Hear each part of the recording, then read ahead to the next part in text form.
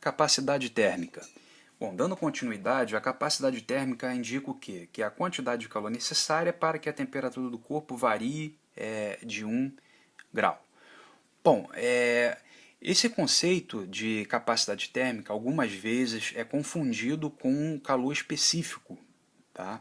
Bom, a diferença é que no calor específico eu estou falando em uma unidade de massa necessária para, né, variar sua temperatura quando ela recebe calor.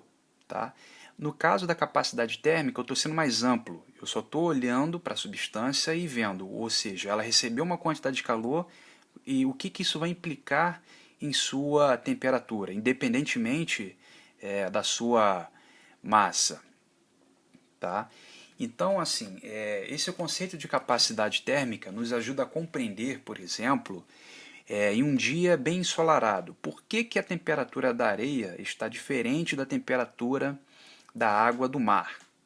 Bom, a explicação disso é simples. Claro que se você fosse falar unitariamente, né, 1 grama de água e 1 grama de areia, eles possuem calores específicos diferentes. Então, no caso da água, o calor específico é maior, por isso que ela demora mais para ser aquecida. Né?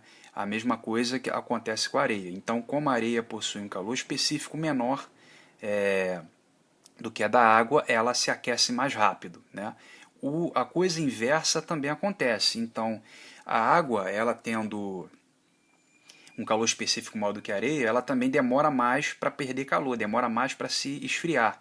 Tá? Já a areia ela esfria rápido. Por isso que à noite você vê que a temperatura da areia é menor do que a temperatura da água. Tá? Mas como você está sendo mais amplo, ou seja, você não está olhando somente para unidade unitária de massa, ou seja, você agora está pegando amplo, né, o sentido amplo da coisa, então a capacidade térmica é isso, ou seja, isso acaba sendo aliado também com o calor específico. Então, por que a água do mar ela está mais fria durante o dia do que a areia? Também é devido à grande capacidade térmica da água do mar. Ou seja, então, como a capacidade térmica da água do mar é bem maior do que a capacidade térmica da areia, ou seja, ela demora mais para esquentar. Tá? Também no sentido ao contrário acontece. Então a água também demora mais para esfriar. Tá? Ou seja, devido à sua alta capacidade térmica. Tá? Bom, novamente, pessoal, coloquei aqui o nome das grandezas, né, dos componentes aqui da fórmula. Tá? Bom, como às vezes capacidade térmica confunde-se com calor específico, ou seja, eu coloquei um C maiúsculo e um traço no seu interior. Tá? Como vocês podem ver aqui na fórmula de baixo, aqui é uma outra forma de se calcular a capacidade térmica, ou seja, dessa vez envolvendo a massa e o calor específico. Tá? Então, para não haver confusão, repare, calor específico eu coloquei um C minúsculo, né? Normal, como a gente está aí acostumado a trabalhar, e a capacidade térmica eu coloquei um C um pouquinho maior e um traço interno. Né? Parece até que é um D ao contrário, mas coloquei isso exatamente para vocês não confundirem aí, essas duas grandezas. Então vamos lá. Novamente, pessoal, coloquei aqui o nome das grandezas e não coloquei as unidades, tá? Até porque nós não vamos trabalhar no SI especificamente, vamos trabalhar na unidade usual, né? Então, como já expliquei para vocês, quantidade de calor, a gente vai sempre trabalhar, aliás, geralmente vamos trabalhar em calorias, tá? Variação de temperatura, graus Celsius, né? Então, como você está dividindo caloria, né, ou seja, quantidade de calor por variação de temperatura, então a capacidade térmica será medida em que? Caloria dividida por graus Celsius, ou seja, caloria por graus Celsius. Tá?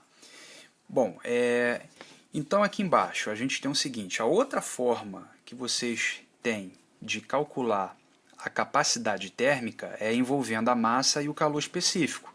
Tá? Mas, de qualquer maneira, a resposta ela vai ser sempre caloria por graus Celsius. Tá? Ou seja, a quantidade de calor para cada variação de temperatura. Tá? Então, como já apresentei para vocês, calor específico, né, será caloria por grama, grau Celsius, tá? E massa do corpo, grama, tá? Então nós vamos trabalhar nas unidades usuais. Então lembrando, essas não são unidades do sistema internacional, tá? Bom, seguindo aqui para a gente finalizar, nós temos uma coisa chamada fluxo de calor ou potência térmica, tá?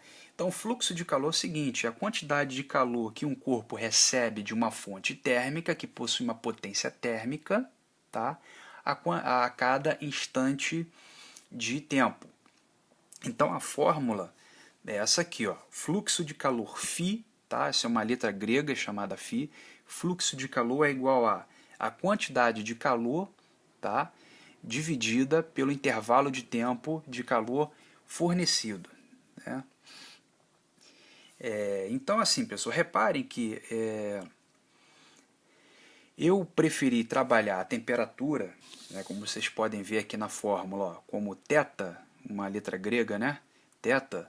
Eu não coloquei T aqui maiúsculo, até mesmo T, exatamente para evitar confusão com isso aqui, ó. Repare que a física ela tem muita grandeza e pouca letra para representar, né? Como vocês viram, capacidade térmica, calor específico, eu tive que bolar, né, um meio aí para vocês não confundirem capacidade térmica com calor específico. Então eu procuro sempre utilizar, alguns livros também fazem isso, utiliza a temperatura, a letra para representar a temperatura como θ, né? Porque vocês estudam no primeiro ano, lá em cinemática, que instante de tempo ou intervalo de tempo é dado por T minúsculo.